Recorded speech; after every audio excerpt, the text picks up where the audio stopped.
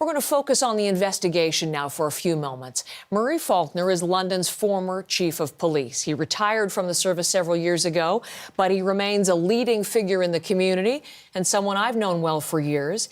He's in Arva, Ontario. Chief, welcome back to our program. It's good to see you this morning. Morning, Heather. I've been thinking of you and wondering, when a crime of this magnitude happens in your city, where does the mind of the former police chief go? I think it's similar to what has been expressed by other people, our mayor and some of the political leaders, is that the action of this one individual does not define the City of London. I think what defines the City of London is more what you saw last night at the vigil. We are a close-knit community. We're over 400,000, but still it has a small town feeling, and we're very caring. And that what you see last night at the vigil, I think, really defines who London is, regardless of whether you're a Muslim faith or the Jewish faith, Christian faith. We are a caring community for sure. Keeping that in mind, in the face of the ugliness that took so many lives on Sunday night, what kind of investigation will London police be mounting right now? Well, they'll be doing a lot of the legwork in relation to looking at whether this, in fact, fits the terrorism laws that we have in the book. You know, one of the things that's peculiar about our terrorism laws, they weren't really designed to have a specific offense.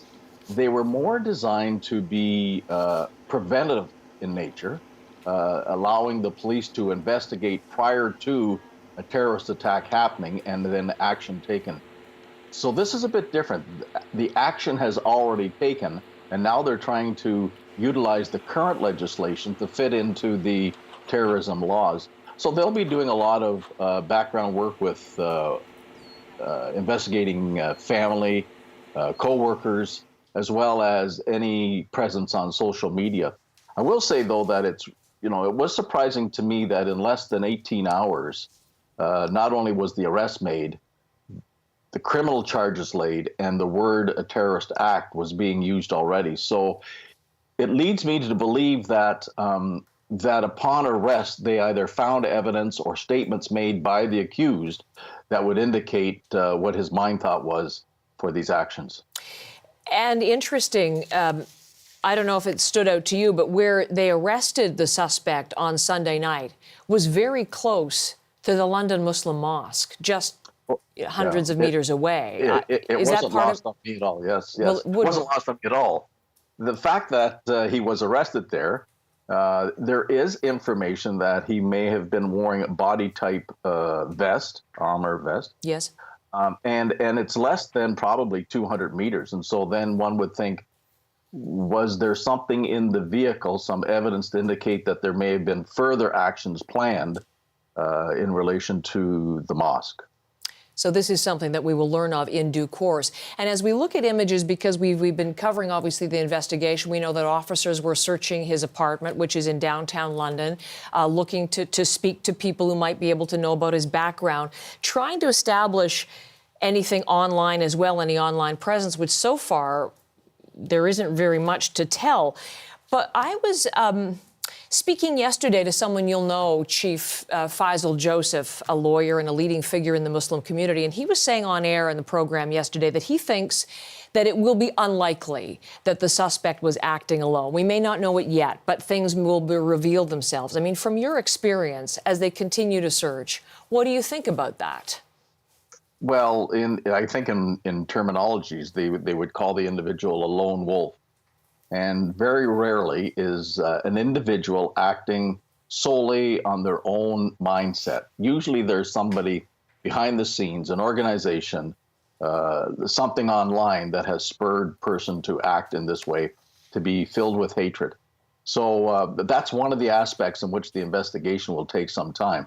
And actually, it really won't end up to be the police decision about terrorism charges. It'll have to be the Crown and the Attorney General. And I want to come back to that in just one second, but the whole notion of lone wolf or inspired by something, what do police know as far as London as a center for extremist thought and extremist views? How prevalent is that in the community? Well, I think it's very, very small, if anything. You know, we do have a very diverse population here. You know, we know the fact that people living in London who are the Muslim faith are the highest in Ontario. We have a university that has a number of foreign students attending, a large community college. And people from around the world come to our hospitals. So it's a very diverse community. And so terrorism is really not rooted in our community at all. One would think this is, quote, a big city issue, but, you know, honestly, these acts can happen anywhere that you have an individual of this mindset, anywhere, small town, Alberta, or a big town, Montreal.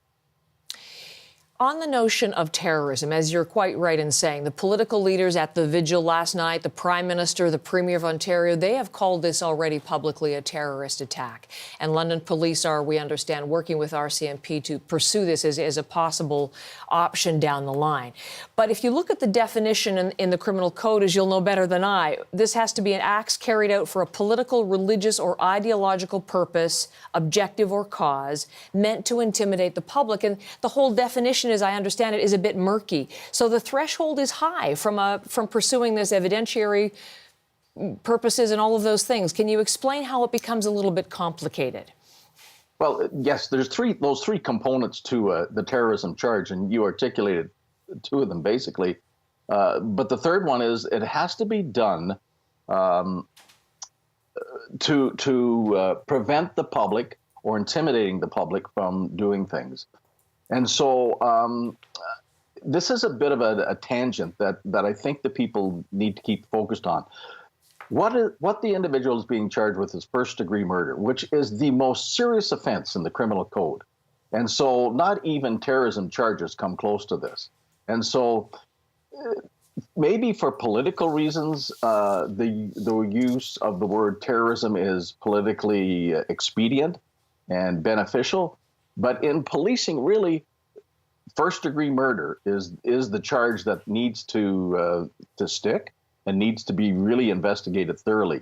And in this case, it seems pretty straightforward with a motor vehicle, eyewitnesses, apprehension with less than 3 or 4 minutes of the scene itself, the accident. So first-degree murder is what people need to keep their eye on. Okay. And we'll be keeping an eye on court tomorrow because the suspect will be appearing again. What will you be watching for in this next appearance and in this next phase? Well, there'll be certain information that will come out as in relation to some motives, I believe. So there will be starting to have disclosure by the police to his lawyer. I don't know yet who he's being represented by.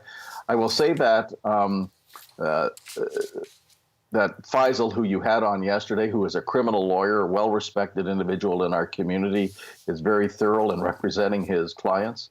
But the London police have some top-notch investigators, and it will be interesting to see what evidence will come out, not only the first appearance, but more basic at the trial itself.